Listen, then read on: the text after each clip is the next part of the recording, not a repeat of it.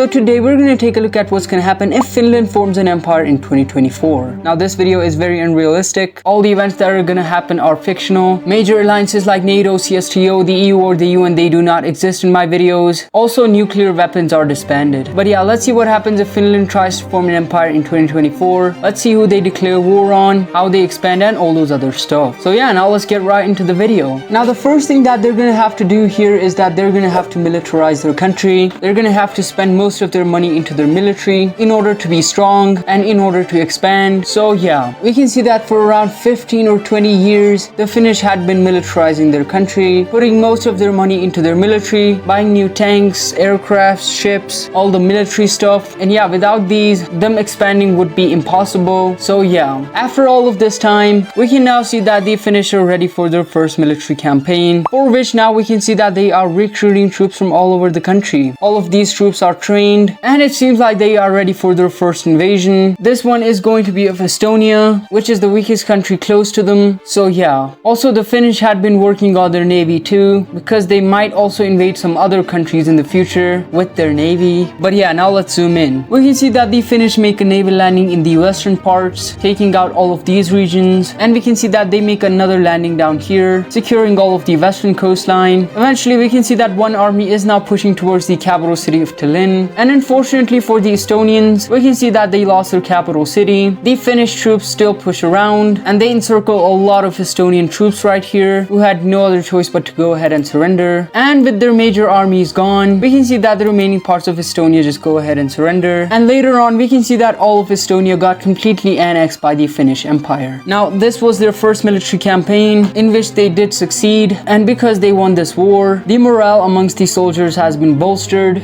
The Finnish can continue their wars. So yeah, they still are working on their military. Every day they are recruiting troops too, raising their army. And after a few more years, we can see that the Finnish Empire is ready for their second military campaign, which once again is going to take place in the Baltics, where we can see that now they declare war on Latvia, who was the most vulnerable looking country over here once again. So yeah, let's zoom in. We can see that the Finnish troops are now pushing into Latvia, and one major army is pushing towards the capital city. We can see that they make a naval landing in the western parts of Latvia, securing all of these regions. We can see that one army is now pushing in from the east with the goal of capturing the capital city. We can see that both these armies meet up and they push towards the capital city of Latvia. And unfortunately for the Latvians, they lost their capital city. These parts surrender. And now since Latvia was cut off into two parts, the remaining country of Latvia also goes ahead and surrenders. And later on, we can see that all of Latvia too got completely annexed by the Finnish Empire. But as of right now, they are done invading in the Baltics, and by this point they have a pretty good military and they're confident too. So yeah, it takes them a few more years to prepare for another major war. And after a few years of preparations, we can see that the Finnish Empire now declares war on Norway. Now the Norwegians were not expecting this. They never thought that the Finnish would declare war on them. But yeah, let's see. We can see that the Finnish troops immediately push in. They start off from the northern parts, and after a few months, we can see that all of these regions have been secured by the Finnish. More and more troops arrive from Finland and they continue their push down south, taking control of all of these regions. But these regions don't have too many people living in them. The population is pretty low. But as the Finnish troops push down, they get into the highly populated regions of Norway. Another army arrives from Finland, and with this army, we can see that the Finnish troops easily push in and the Norwegians have no idea of what's going on. Another bad thing for the Norwegians is that the Finnish navy was pretty good, and so we can see that the Finnish also make a naval landing down in the south. When all of the Norwegian troops were focused over here, we can see that these troops now push around and their main goal is to get to the capital city of Oslo. We can see that these troops now get to the gates of Oslo, and unfortunately for the Norwegians, most of their troops were over here, and so they lost Oslo. And after all of this, we can see that the remaining parts of Norway just surrender because they couldn't possibly win the war with Finland. Okay, and in a peace negotiation, we can see that all of these parts of Finland were completely annexed. We can see that these highly populated regions of Norway were also completely annexed. This is pretty beneficial for the Finnish, and the remaining country of Norway is now a vassal state to the Finnish Empire. And this was another decisive victory for the Finnish Empire, as they won a great war. So yeah, and once again, with this invasion being a complete success, the Finnish Empire now feels more and more confident, and they want to continue their invasion of the Baltics, where the last country that remains is Lithuania. But guys, remember one something here. At this point, the Finnish Empire is way stronger than it was originally in the very beginning of these invasions. So yeah, we can see that the Finnish troops storm into Lithuania, immediately capturing the capital city. We can see that they also push down the coast. These troops also push around, and before they could even surrender, we can see that the Finnish took control of the entire country. And yeah, that's how strong they are now. We can see that Lithuania also got completely annexed, and now we can see that all of the Baltic countries are under the Finnish control. Yeah, that's pretty great for the Finnish Empire. But yeah, the Finnish Empire is not going to stop here because they got a lot of potential. We can see that they take out their navy, and then we can see that they declare war on Denmark. Okay, and right after they declare war, we can see that the Finnish make a naval landing in the northern parts of Denmark, and we can see that most of the Danish military is now focused over here, and that is pretty much what the Finnish wanted, as this was just a distraction. We can see that the Finnish take control of this island, and they make a naval landing over here, and eventually we can see that they took the capital city of Copenhagen, while all of the Danish military was focused over here. These troops push in, encircling all of these troops right here, but in order to avoid more casualties, we can see that the remaining parts of Denmark also surrender, and Denmark also got completely annexed, and this also means that Greenland is now under the Finnish control. Maybe that's why they wanted to invade Denmark. Maybe they only wanted Greenland. But guys, as of right now, they have one final country to invade, and it's pretty obvious who they want to declare war on. But yeah, if you still don't know,